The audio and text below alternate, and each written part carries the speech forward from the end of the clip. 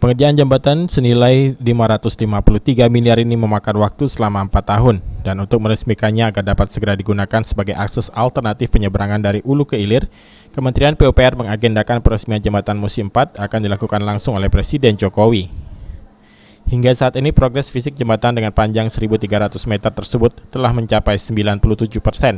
Jembatan ini yang menghubungkan bagian Hulu dan Hilir Kota Palembang sudah tidak ada lagi kendala dalam pembangunan jembatan. Seperti diketahui, jembatan ini sempat terkendala pembebasan lahan dan sempitnya akses jalan menuju jembatan tersebut.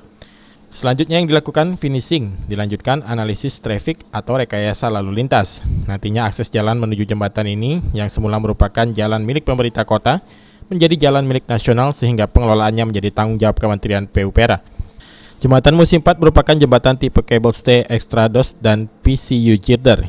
Ini merupakan jembatan yang membanggakan karena merupakan jembatan box girder terpanjang dan dinilai cukup langka. Bahkan di Indonesia merupakan jembatan box girder terpanjang yang pernah dibuat.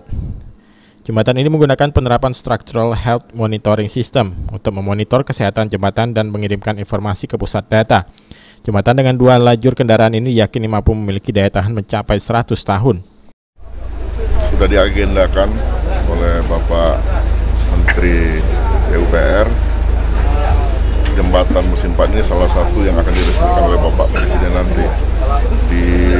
Setelah PHO ini di November itu, Bapak Presiden akan melakukan kunjungan ke sini untuk meresmikan ini bersama Bapak Menteri PUPR. Itu sudah kita lakukan konfirmasi, nanti akan diproses kita tepatnya tanggal berapa, karena kita lihat banyak acara-acara lain juga selain meresmikan jembatan ini. Secara keseluruhan sudah sejauh mana sih Pak? Jembatan sudah 97%. PHO-nya selesai 18 November nanti.